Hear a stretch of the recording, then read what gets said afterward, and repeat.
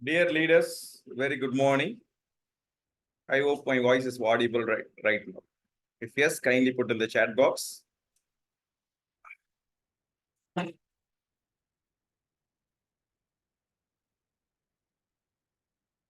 Thank you. Thank you for this wonderful joining on Sunday and making sure that your interest towards this ESG implementation. As we have been stated, time is 10:35. We waited for 5 minutes. We will start our session on the latest amendments and how we are going to incorporate these amendments into our ESG performance of our industry. So the today's session is the impact of ISO 14001 amendment on ESG performance and compliance of our industry. I'm Dr. K. Satyanarayanan, ESG strategist from INVIT Training Wing. It's been given a kind of enormous pressure to present this session on behalf of INVIT Training Wing. So what are going to be the outcomes, the key impacts of today's session is going to be, first, we are going to have insights on what are the amendments have been made on ISO 14001 recent amendments. Why these amendments? How you are going to integrate with this ESG pillars? Actually, the program is designed by our INVIT research wing. They got a lot of insights and they ensure that the integrating of this ESG pillar, we are having two case studies also, scenarios also, how practically we are going to implement, how we are going to implement this amendment by our ESG umbrella and how we are going to strengthening the ESG umbrella. This is the three impacts which we are going to create at the end of the session. If you are having any kind of doubts, always you have been welcome that at the end of the session, you can able to put in the chat box so that we can able to have a good session in two ways. So, talking about INVIT, invent, innovate, and inspire. With this tagline, we are having a 5 vertical. The first vertical is research and developments. Next vertical is corporate training. From this corporate training, we have been delivering this INVIT Industrial Empowerment session. This is our 98th session.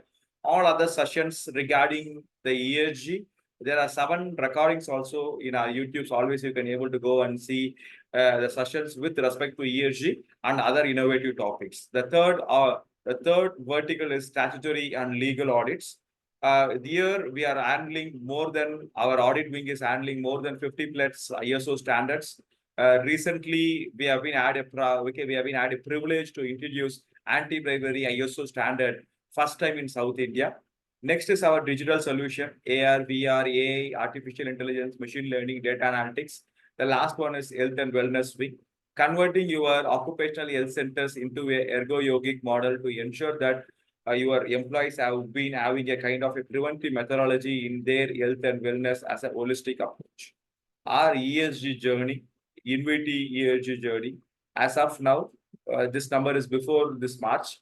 As of now, we conducted 60 numbers of ESG workshop, a kind of competency workshops, how to start the ESG journey for industry and how we are going to measure that. And next, we have been trained up to 432 executives on policy making, how we are going to convert a policy into KPIs. And next, we conducted ESG audit up to 32 numbers as of now. And our research wing, they are having 5 research projects with respect to ESG. How we are going to ensure that the ESG has been incorporated with the AI methodology and data analytics. We in VT have been working with the Sustainable Development Goal number 3, good health and well-being. Goal number 4, quality education for all. I personally work more towards this Sustainable Development Goal number 4 for last 4+ years. And the goal number 9, our INVIT is working towards industry, innovation, and infrastructure. So coming to the topic of today is the ISO 14001 and how we are going to integrate this ISO 14001 with our ESG pillars which you are having in your industry or you are going to start in your industry. For that, first you have to understand that this ISO 14001, this methodology we are talking about for last 3 years, that ESG is not going to be a new concept at all.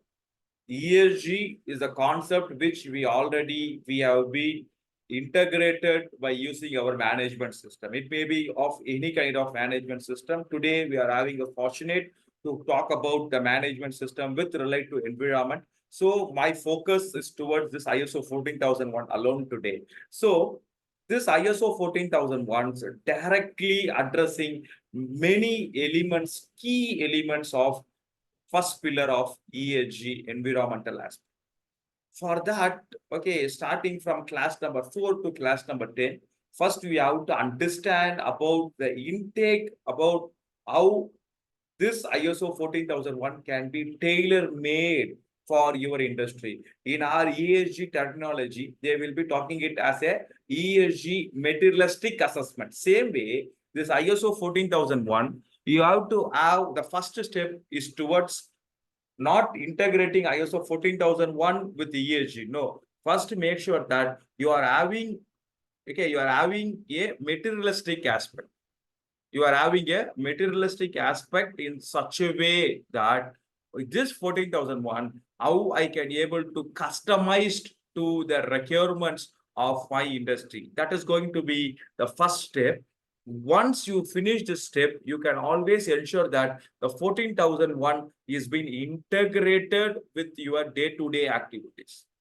Starting from the context of organization. Today, we are going to see that.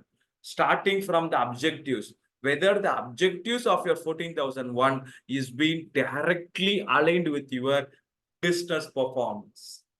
If that is not going to be there, my dear friends, integrating of ISO with ESG is going to be always a very, very, very difficult task. So the first takeaway from this webinar is make sure that realign, relook your ISO 14001, which you are already having in your industry with the materialistic assessment. Do a materialistic assessment first.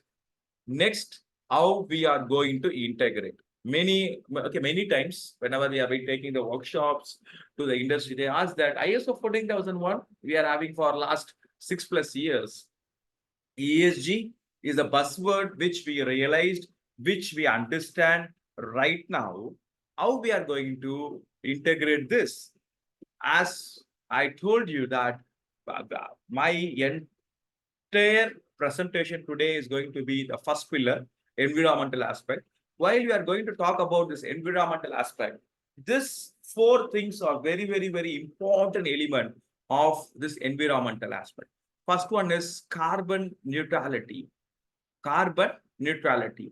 So, if we are going for this zero carbon or carbon neutrality concepts, make sure that you are aligned this concept with class number 4.1 and class number 6.1 environmental aspects. Any reflection on this environmental aspects, class 6.1, how we can able to integrate this carbon neutrality? Any reflections from our friends, you can able to put in the chat box. How we can able to integrate, how we are going to integrate this carbon neutrality in our ISO 14001.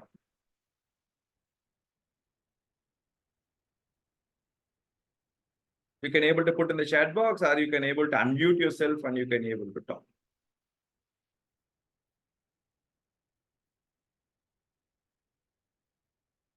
Thank you. One of our friend has been posted me the message. Good. Yes, thank you. My dear friend, make sure that the aspect, whenever you are going to go for this aspect and impact study, make sure that you are also concentrating on the carbon footprints. Carbon footprints. How will the impact it's towards the 23-24, the carbon, the carbon utilization of our industry is what? How much we are going to reduce and how we are going to reduce based on this aspect and impact. Can you able to understand? Can you able to align with me?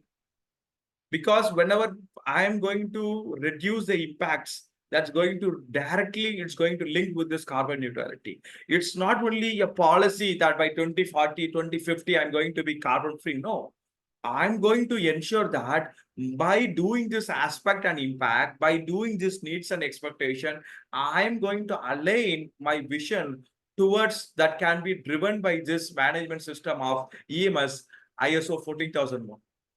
So a carbon neutrality. First concept is towards carbon neutrality. Second concept is renewable energy. Renewable energy plays a very vital role in the first pillar of our ESG environment.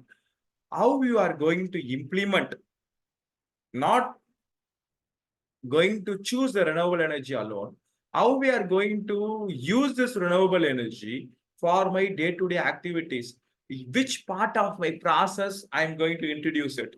Are we done any kind of research study to that? What is going to be the cost? Whether if I've been going to introduce this renewable energy, many times the renewable energy, we feel that solar energy, solar panel, yes, good. That is one aspect. What is next?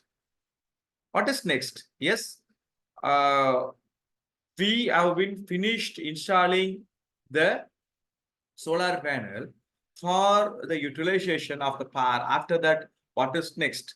Make sure that the renewable concept can also be part, apart from 8.1, you can also able to put this renewable energy in your objectives also. Is that right? How much renewable energy I've been used, how much renewable energy I've been having a forecast of using it, so that it can be driven by a system. Next one is going to be the circular economy. Very important concept. Circular economy. How will, okay, class 10.1, you can able to add this concept as a circular economy concept. How will I am going to evaluate the effectiveness of circular economy and also my effect towards the circular economy. Now we are talking, okay, we are talking about, we haven't talked about 3 Rs. Okay, reuse, reduce. We are talking about 5R concepts. Okay, so what is going to be the improvement from last year towards this year? As a firm, as an industry, how will I be moving towards these concepts? Whether how much innovative, okay, how much innovative concepts are there? How much innovative concepts are there? As I told you, the 5R concept: refuse, reduce, reuse, repurpose, and recycle. How will, okay, whether all the process have been understand this concept of 5R in my organization. For that, 10.1 continual improvement always plays a very big impact towards that. Next one is LCA, life cycle assessment. LCA plays a very major role, my dear friends. Even you can able to add this LCA in your 6.1.2. While talking about this LCA alone is a one-day workshop. I can able to give the glimpse of this LCA. Make sure that you may be you may be producing a lot of products. Okay, make sure that this year, how many products I'm going to do this LCA study. And what is the impact of this LCA? Where the carbon emission is more, which part, whether it is procurement, processing, transporting, or usement, or it is in the disposable. In the 5 stages where it has, okay, more carbon presence. What is my action plans towards that? Not only for my product, my dear friends, this LCA concept can also be used for your services also.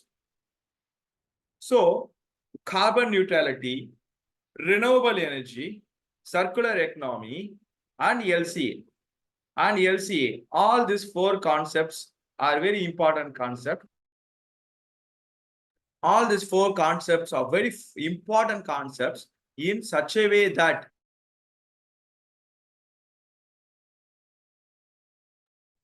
all these concepts are very important concepts. Once you are going to integrate this with different aspects, it gives you a very key insights in such a way that your first pillar, okay, my dear friends, a caution statement, again, I can able to tell you, this 4 alone, this 4 elements alone is not the first pillar, but this 4 elements adds more insights towards your pillar number 1 called environment. make sure that you are strengthening this pillar. If you are going to strengthening these four elements, then you can able to add lot of insights towards your first pillar of environment. Next, coming to understanding the impacts of amendment.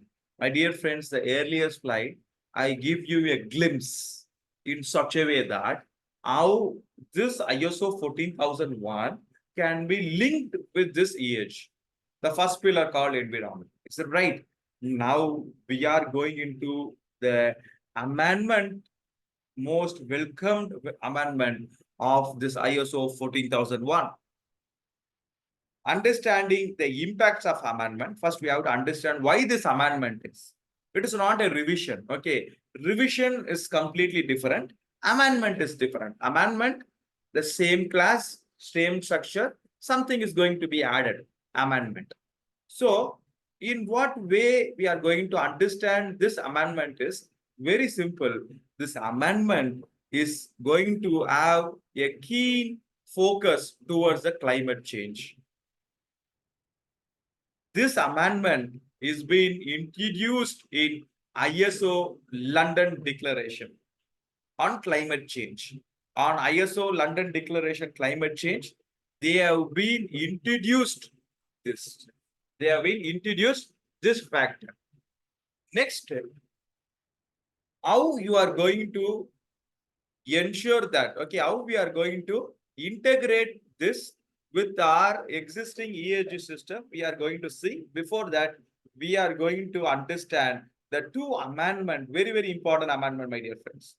I hope, okay, as a firm, as per our capacity, we wrote 4 letters to QCI saying that this, okay, not this particular thing, the ESG aspect, which we have been discussed, it has to be incorporated in our, okay, environmental system, environmental management system, but we are very much happy to see this amendment. The first amendment, understanding the organization and its contents requirements. And okay, this is the as per the old, understanding the organization and its contents requirements. Now they added, okay, they added the organization shall determine whether climate change is a relevant issue. Class 4.1. Earlier, they are, okay, they have given us a, okay, they have been given us a opportunity. They are given us a choice. Earlier also, you can able to think about this, how well the climate change is going to create the impact in the context of the organization. But now they ensure that the organization shall determine. Organization shall determine. So now they made this climate change is, okay, this climate change factor as a compulsory factor. Okay, it may be, okay, it may be your recertification, it may be your surveillance audit, it may be your recertification audit. My dear friends, here onwards, they are going to talk about, they are going to ask about the climate change in your class number 4.1. Before going into in depth about this factor, what is context of organization means first? Then only we can able to incorporate this factor. Okay, then only we can able to incorporate this factor, this amendment factor in our system, right? What is, okay, what is this factor called context of organization means? What is context of organization? Can any reflections, can you able to put in the chat box?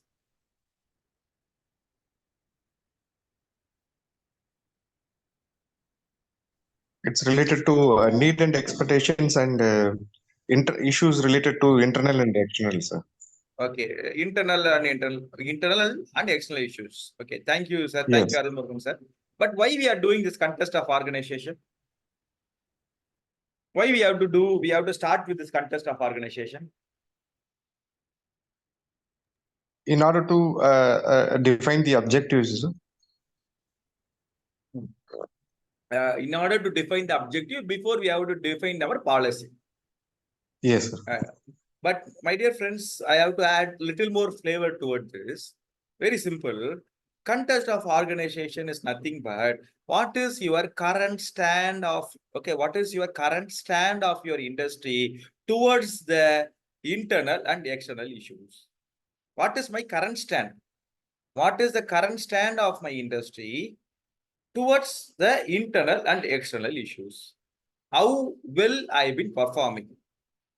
It is a self-evaluation. Is it right? I'm going to do my self-evaluation. Yeah, I'm having a lot of issues. It may be internal issues, it may be external issues. Amidst of all this issue, how well I've been performing on? It's a kind of a gap analysis. It's a kind of a gap analysis. This is known as contest of organization. Very, very important factors. Contest of organization. So in this contest of organization, now we are going to add this climate change also.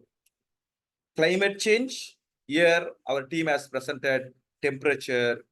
Okay, it may be due to pollution, deforestation, it may be CO2, it may be, okay, scarcity of water, it may be with related to flood, cyclone, all this aspect have been related, all this aspect are related to our climate change only. Directly or indirectly, we may be contributing towards this climate change. So as an organization, we are going to consider this issue also. Okay, I hope we have been got some insights. To add more flavors towards it, we are going to see a small case study also, small case study, how we are going to integrate this 4.1 scenario. A car parts manufacturer is implementing ISO 14001, and as we are attending this session to how to strengthen my ESG towards ISO 14001 by using the latest amendments. What the company is going to do first is, apart from your internal and external issue, which you would have been focused and you would have been written in your manual. Now they are adding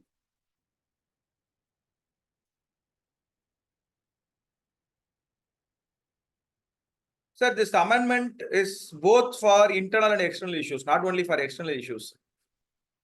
They are telling that these issues, it can be a internal issues, it may be a external issues. My dear friends, I will have a pass here. Okay, sorry for it. We add a understanding towards the contest of organization, right? What is contest of organization? Now I want to go further deeper. Internal issue and external issues. Internal issues, external issues. What is differentiate between internal issues and external issue? Any of my friend want to help me? If external issues means the organization need to approach external body who are not involved in organization, like licensing authorities. Okay, excellent. And surrounding society. Okay. Internal issues, the department, all the internal stakeholders like employees, contractors. Excellent, sir. Excellent, Shankar sir. Any other, sir? Very good. Okay. Any other friends want to add values towards this internal issues and external issues? Internal maybe. Sorry. Yes, sir. Sorry. Can I go ahead? Yes, sir. We can able to hear, sir. Satish Kumar, sir. Yeah. Internal may be a thing which is in our control, where we can plan and can do that on that. But external maybe it is not in our control, but we can have an eye on that. We can plan accordingly. Excellent, sir. Excellent. Our control and which is not in our control is external issues. Good, sir. Thank you, sir. Next person, sir. No, sir. I was also trying to say the same point, sir. Okay. X. Okay. Now, my dear friends, adding S, as rightly told by your friends, adding some flavors towards this. Whenever we are talking about, okay, for a tier 1 company, a issue may be an external issue, which is not in their control. For a OEM, the same issue may be an internal issue, which can be under our control. Here also, I will have a different of opinion here. Okay, which is under my control means you have to have a process towards controlling it. Already, if you are identified in the risk analysis or impact and aspect, and you are going to have a risk assessment and action plan, then only you can able to tell it as a internal issues. Though it is having, okay, though you are having a power, you means your industry is having a power to control it. But at the time you are going to discover that risk or the issue, if you are not having a well planned impact assessment with action plan, the internal issue may also may be an external issue only. Am I right? Right, sir. Very important aspect. Okay, now, okay, climate change comes under external issues. Sir, many of the time, it may come under, okay, it may come under external issue, but I don't know. But climate change means, for example, as I told you, there is a drought. Okay, there is a drought. For that, it's a climate change issue. Many times we may think that it is an external issue, but the drought itself is being, okay, my organization is going to have a very big impact towards this drought. I can able to control this drought, as I told you. I can able to ensure that nearby 50 kilometers, good rainwater harvesting. I am spending my CSR towards this, okay, rainwater harvesting. I am going to clean up the pits and ponds which has been nearby. I am ensuring that my next 3 years CSR funds have been circulated for this purpose, and I can able to ensure that this drought can be overcome by within 3 years. So I thought it's a external issue, but now it's a internal issue only. So it's a scenario to scenario. Okay, scenario to scenario, it may change. Okay, it may change, but the base is this. Base is this. Controllable, not controllable. If I'm telling controllable, kindly ask that what is the action plan you are having? What is the mitigation plan you are having? Until you are going to implement, you are deploy that action plan, it always remain as the external issue only. So now, as we are taking this scenario, okay, the car manufacturing company want to integrate this 4.1. Okay, they have been considering this climate change issues. So what are the climate change related risk which they are having? Okay, there is a climate change. In class number 4.1, they have to capture. It may be indirect regulations. Indirect regulations means ensure, okay, their OEM, due to this climate change issues, they can able to ensure that the parts which they have been getting from the tier 1 or tier 2 company, they may insist some regulations. Is it right? I have to consider this. Next, about supply chain. Okay, once we are going to talk about my raw materials, okay, my raw materials is going to transport from one end to my end, and the processed goods is going to be transferred from my end to the customer place. How will this climate change is having a impact towards this? This is more valid point. Is it right? At the time of November and December, in Chennai particularly, we are having these issues. Now, last 2 weeks, our Coimbatore suppliers, our Coimbatore partners, we are hearing from them about the drought. You can able to ask me how it is going to impact my supply chain.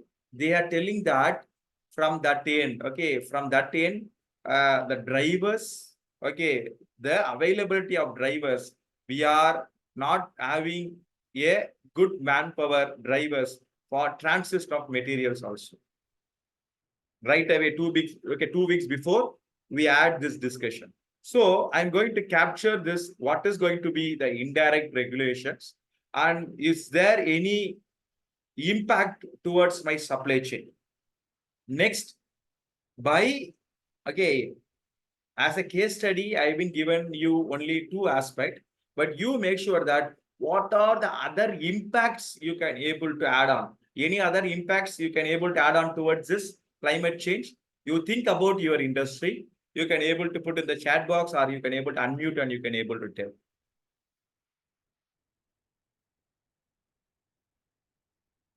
Any other things?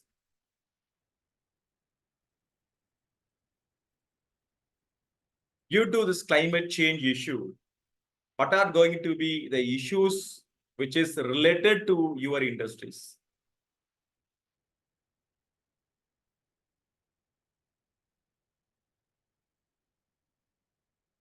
Thank you, my dear friend. Okay. One of our friend is saying that the December flood. Okay, whenever there is a flood in December, it's affecting their production. Good. Yes. So you ensure that as a 360-degree holistic view, how well it can able to create an impact. Water scarcity. Yes, we are talking about this. Water scarcity. This water scarcity is going to affect my business in a very direct way, right? So I'm going to add this factor, and once these factors have been captured, I'm going for the opportunity. Earlier, I told you that my OEM can able to implement some regulations. As a team, we understood that, we captured that. Now I am working towards the innovations of lightweight materials, or it can able to create less impact. Yes, sir. Disaster in December and some before water scarcity, our power generation affected. Yes. Whether we my reflection towards this, my dear friend, whether we have been included this in our ISO 14001. Why I am telling you to include this is, once you are putting your problems into the paper, we are converting a problem into a solution. Always we can able to convert the problem into an opportunity, or we can able to give solution to that particular problem. Put it in the paper. 4.1, add it. Even if we can able to manage it or not, whether we can able to give it in the right solution or not, don't worry about that aspect. Make sure that add that element. At least I know that this is going to be one of the issues with respect to the climate change. Already we done. Already we did. Actually, we have been finished 2 workshops towards this amendment. One of my friend in that workshop told, sir, already we added everything, but we don't know that it is a climate change issue. Now, as it became mandatory, in the same column, you can able to segregate it under the column called climate change. What are the issues and what are the solutions you are having? Next, I'm going for resource efficiency. Making sure that my resource, my designs are towards the, I'm going to overcome the risk aspect with respect to climate change. Whenever I'm going for research and developments, whenever I'm going for new product development, whenever I'm going for new improvements, my research and development teams also have been knowing about this impact towards my materials or my service towards the climate change. Now they are having an eye towards this material, towards these issues, and they are going for redesign. Can you able to understand how this ISO 14001 is related to my research department or to my design department? Now, what exactly I'm doing in this slide is, I identify there is some risk. Now, what I'm going to do is, I'm converting this risk into opportunity. Other companies other organizations, other industries, they would have been waiting for an, okay, they would have been waiting for the OEMs to prescribe. But as you are a leader, you would have been captured this well in advance. This always, this always gives you an opportunity to move aid than your competitors. What we are going to do next, once I'm going to create the goals, action plans. The company, based on the action plans, have been taken some actions. The action plans, these are the action plans. Based on the action plans, what the organization has done, the organization, very important factor, my dear friends, very, very important factor. The organization have set specific environmental objectives. In my ISO 14001 objectives, what I'm going to do, I'm going to set a specific objectives with respect to my first pillar of environment. For reducing resource, energy usage, and overall environmental footprints. So my objectives has to add all this aspect with respect to your internal and external issues. Next, the organization plan to manage climate change risk based on diversify their supplier base. I'm going to identify what are the risks with respect to the climate change. Next, as a firm, I monitored all this aspect. I'm going to measure all this aspect.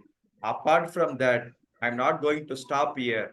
I am going to take action in such a way that the suppliers are from by diversified manners. This is the way, this is the way we have to work on. This is the way we have to always work on in such a way, in such a way that it's not only going to be a mere amendment. I'm going to consider this this amendment in a very serious way, and I am going to implement for the betterment of my organization. The first amendment towards class number 4.1. Next amendment 4.2, understanding the needs and expectation of interested party. What they are telling, the relevant interested party can be the requirements related to climate change also. So before going into depth towards this aspect, interested parties, and also the amendments, can you able to help me? What is interested party means in ISO?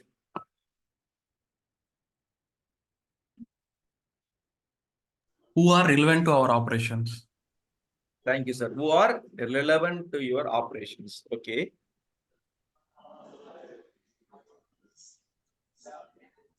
Any other aspect? Interested parties means to the people who are oriented with our business. For example, stakeholders, employees, customers, suppliers, then so on, so etc. These are all the interested parties. We have to notify the risks to them also, which belongs to the environmental. Okay, good. Any other thing? And also we can say in other form, like who are showing interest environment. I mean, in the environment aspects, like even social activities, we can say they are also interest on in environment. I mean, how to say that? Who are showing the interest with respect to environment? Yes, interest on the environment beneficial aspect. Okay, excellent, sir. So adding some more flavors towards our answer. Connected with our operation internally. Excellent. So, my dear friends, adding a small flavor towards our answer. Interested parties are very simple. Okay, interested parties are very simple. Whenever as an organization, I am going to take a decision.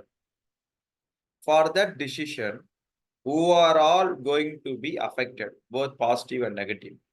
Interested parties. First aspect. Second aspect, whenever a firm or a person is going to take a decision, based on this decision, we are going to affect it.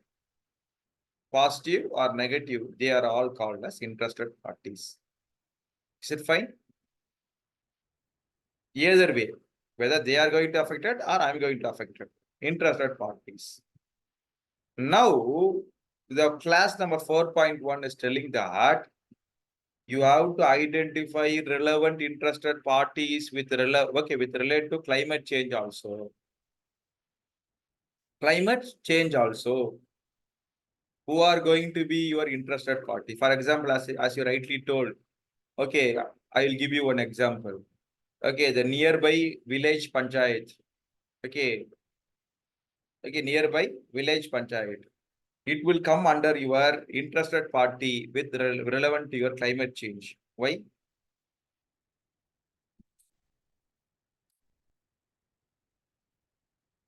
In what aspect? Resources using, sir. One Natural resource resources. use. Resource using. How well they are using the resources? How well they are maintaining the ponds? How well they are Okay, how well they are saving the rainwater? Is that right, sir? I'm Yes. also going to affect it based on them. So they are also your interested parties.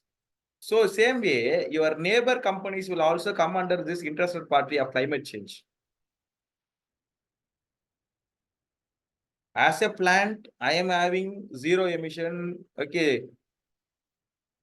zero emission and zero discharge. What about your neighbors? If they are going to pollute the land water, you are also going to be affected. So in this aspect, you have to consider it in a holistic way. You have to add more flavors towards this. Interested parties towards climate change. Even the highway department. Okay, some of the industries, whenever I'm going for audit or training, I always tell that your industry is good. Your industry internal environment is good. You are having a lot of trees, very good. Why the roads which is connected, the very nearby roads which is connected to your industry is not good? Lot of pollutants. Okay, a lot of pollutants. They immediately will tell that, sir, what we can do, it is being maintained by government. No. How well we are taking initiative, because it is also one of the climate change issue, not only to the external peoples, it also for internal peoples, because your peoples are traveling in that road only. Am I right, sir? Yes. Your peoples are traveling in the same road, at least 1 kilometer. I'm not telling about 50-kilometer roads. At least 1 to 2 kilometer surroundings. It is your road. Your peoples are using it. So these are the different kind of interested parties with respect to climate change you have to think about. For this, okay, we will have a second application, scenario wise, because we always believe that we in VT, training should be a neurotechno model. It's not about sharing the knowledge, it's always have to share the skill sets. So a scenario, a electronic manufacturing firm is implementing an ISO 14001 environmental management system, and they want to strengthen its ESG performance. They recognize the growing importance of considering stakeholder needs related to climate change. So in 4.2, what they are doing, the company identified relevant interested parties with potential climate change related requirements. Next, they have been segregated the interested parties and their expectation with related to climate change also. Here, interestingly, you can able to see that I've not added any new interested parties. Is that right? These three interested parties will be same for all the organization, but you are going to add some flavors towards this existing interested parties in the view of climate change. Investors, as a investors, they always will have a interest towards reducing the greenhouse effect. When as an organization, we are going towards this, zero emission. When we are as an organization, the investor will always looking for, they are using at least 50% of recycled energy. Is it right? Investors, what is their requirements? What is their expectation with respect to this climate change? I'm going to disclose. Next, my customer, as it's a electronic manufacturing company, my customer will always look for reduce carbon footprint. Why? Is scope 2 and scope 3 emission, right? There's a scope 2 and scope 3 emission.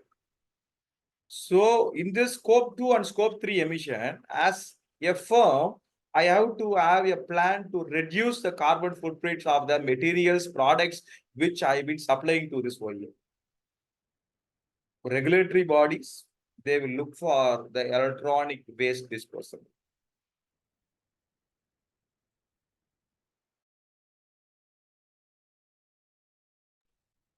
Is it fine? So what we are going to do is the same interested parties, investors, customers, regulatory bodies. What I'm going to do, I am going to add this climate change aspect also. This climate change aspect also. Then I'm going to go for the actions. What based on my stakeholders, the company adds, the industry adds the objectives and targets with respect to the emission, with respect to the recycled contents, and they ensure that, it's not only for them, for the three interested parties and their expectation, we have been laid down the action plan. First one, I have been added the objective with respect to reduced emission, recycles, and the targets with respect to the recycled contents. Next, I develop a plan to ensure that I'm going to have a less carbon content in my products. Next, I ensure that e-waste management program is implemented. Here, I want to add a small value. Always you can able to go for e-waste audits also. Whenever you're having, it's not only e-waste, always you can able to add waste audit as a supportive system for this ISO 14001 also. It adds more value. Once this action plan have been laid out, I can always ensure that I add more values towards this amendment of 4.1 and 4.2. List of standards, I will listed out the standards which is going to have a change in coming days. Starting from ISO 14001, 22301 business continuity, 27001 information security, 50001 energy management system, 45001 occupational health and safety management, 14001 environmental management system. Yes, now we are seeing this 37001 anti-bribery management system, ethics aspect. Next, 22000. All these standards are going to have a change. They have to they will add this climate change also as a part with respect to this standard. These are the different ESG series as NVT we have been conducting for last 10 months towards this ESG, how the ESG can be linked with BRSR. And thank you for your wonderful participation in this training. If you are having any doubts, yes, you can able to put it in the chat box or you can able to unmute and ask. And also for getting this presentation, make sure that you are being giving the feedback by scanning this So you can always able to get this material for your internal purpose also.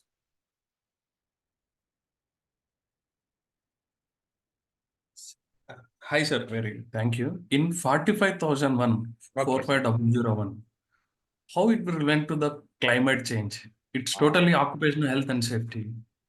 Okay, very good, sir. Very good question. Sir, climate change.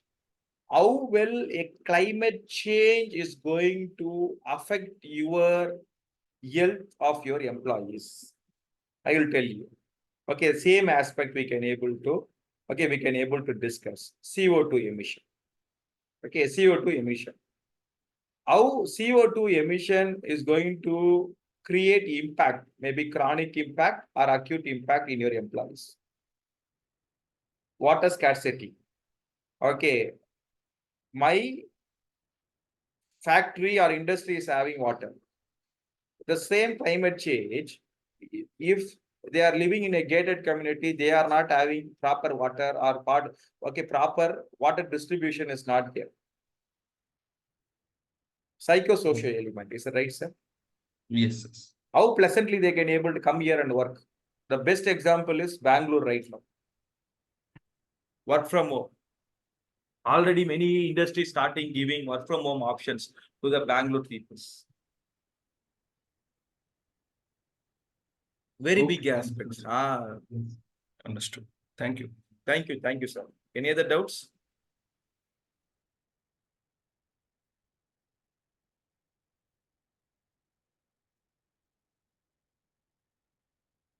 This amendment happened only 14,001. It's already amendment for all ISO management systems. No, sir. Actually, as of now, February, the month of February 24th, if I may be right, we got the amendment for 14,000 only.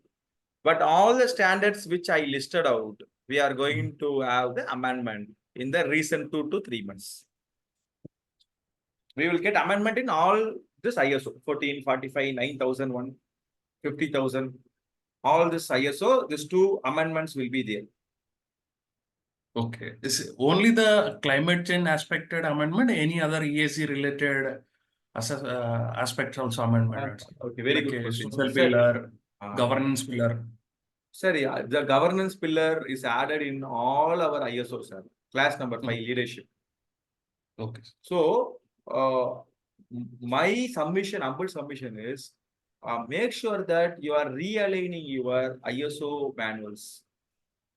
Not only on 4.1 and 4.2, as our friend rightly told, see as a holistic view. Where and all I can able to add this ESG element. So it will be a cakewalk for you because 6 months once, 1 year once, you are going to have the audit.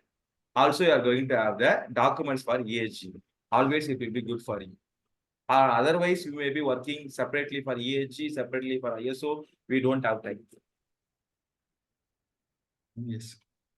So all ISO documented was downloaded earlier, so I need to download new updated documents. Yes, the document and also your okay, your management system manual.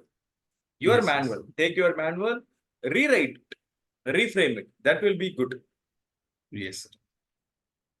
Okay, thank you. Thank you for spending your valuable time with us. Okay, it's always a very big satisfaction thing for all of us for giving our knowledge towards the empowerment of the industries. Thank you. Thank you all. If you are having any other doubts towards this BRSR, ESG aspect, ESG audits, always you can able to contact the below mail ID or you can able to call this number. Thank you. Have a great Sunday. And yes, we are going to close our financial year. And also, we wish on behalf of INVIT a great financial year for all of you. Thank you.